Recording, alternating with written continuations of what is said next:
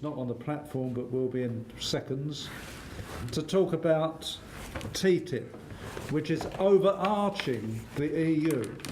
If we don't stop TTIP, then a lot of things will disappear, as no doubt Tony will illustrate. Thank you, Tony. Right, colleagues, my name's Tony Wardle. I'm on the CAIF Executive Committee to talk about TTIP, and there is a pamphlet over there. It's slightly dated because it predates the decision made at the September 2014 TUC, which came out against TTIP and is since developed into be fully against it, as I understand it.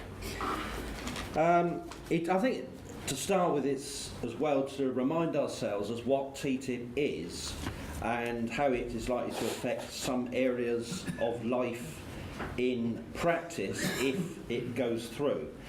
Basically an attempt by transnational capital to open up and in particular deregulate markets on both sides of the Atlantic.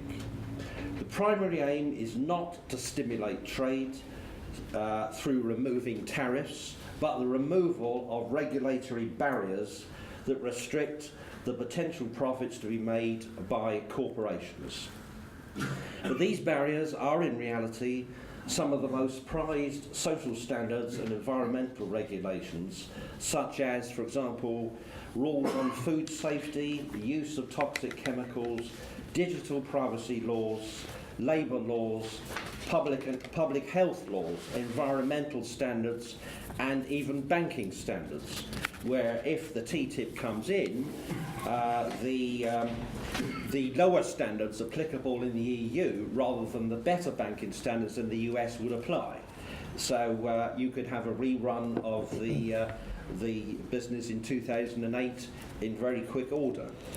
Now, this deregulation, which is a central part of it, is to be enforced by the Investor State Dispute Settlement System, ISDS, where in cases of dispute about future profits between a US company and an individual government in the EU, private tribunals arbitration tribunals would make awards of public money against governments for example, restraint of trade or loss of profits, actual and anticipated. And the extraordinary thing about this plan is that these tribunals would be outside of and above national courts and parliaments and override political decisions that electors and governments make in areas such as to re-regulate the banks, as I've mentioned, to restrict fracking, to stop GM foods, and in Britain in particular to stop if there was a policy to stop the privatisation of the NHS, to renationalise the railways, or to re-regulate energy companies. All of those things because they could endanger profits, could be rendered illegal, and you'd have these awards made by these tribunals meeting in private. So the TTIP, with this ISDS inclusion, basically elevates transnational capital to a status virtually equivalent to that of a sovereign state and threatens the most basic principles of democracy. But ISDS is not completely new, it's just they want to make it US and EU continental wide, but it's being used. For example, the Swedish company Vattenfall is suing the German government for phasing out nuclear power. And I understand that Philip Morris International is suing the Australian government for advocating plain packaging legislation regarding cigarettes. Now, in local government, it's not just national stuff. In local government, it also applies.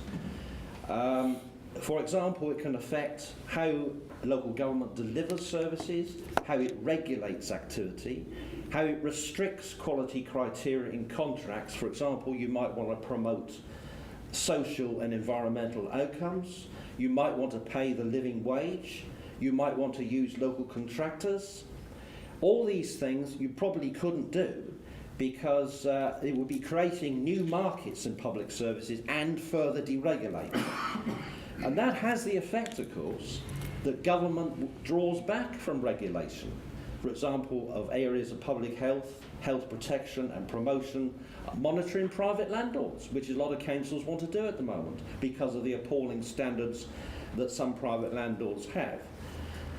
And this is all for fear of ISDS claims for compensation for loss of future profits.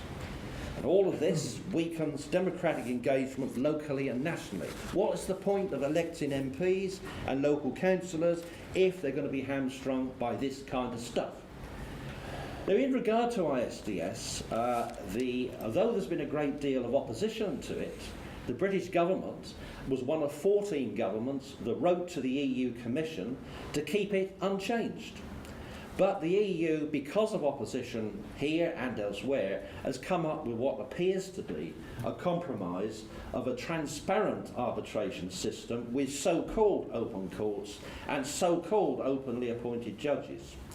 However, knowing something about the court system, having worked in it for over 40 years, having now retired, to put it mildly, it's not clear that in Britain this open system that's proposed will become part of the national court system we have at the moment, that's HM Court Service, and whether or not it will continue to be financed by the City of London, which is the case at the moment.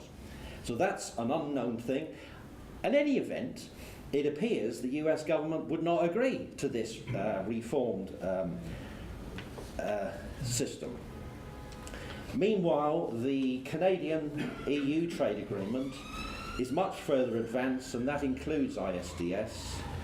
So all that US companies have to do is to register in Canada and then use ISDS through the Canadian system. And the TPP agreement, the US and Asian countries, which includes ISDS, with a limited proviso that companies cannot use it against a state's public health policy, such as restricted smoking. Now, regarding the US Constitution, regarding the EU connection with this, which I think is the key here, the EU has the competence under the treaties to negotiate trade agreements. And the EU freedoms of movement of capital, goods, services and people override national sovereignty and the wishes of voters in individual countries. And by its actions, as we know, the EU is pro-capital, pro-privatisation, anti-employment rights, anti-trade union, and is embraced austerity. Just look at what the EU has imposed upon Greece. And very recently in Portugal, as our Irish friend has mentioned, where the Portuguese president has prevented an anti-austerity coalition from taking office. And let us not forget, as trade unionists, that the ECG judgments in the Viking and Laval cases, where the right to conduct business trumps the right to collective bargaining and the right to strike to protect a collective agreement. So to summarise, corporate capital acting through the EU and the various EU trade treaties wants to engineer a final takeover of public services, to put an end to meaningful regulation, and to render democracy and accountability both meaningless and irreversible. I submit to you the only way out is to leave the EU and in so doing restore the right to self-determination of nation-states in defence of national democracy and economic and political sovereignty. Thank you.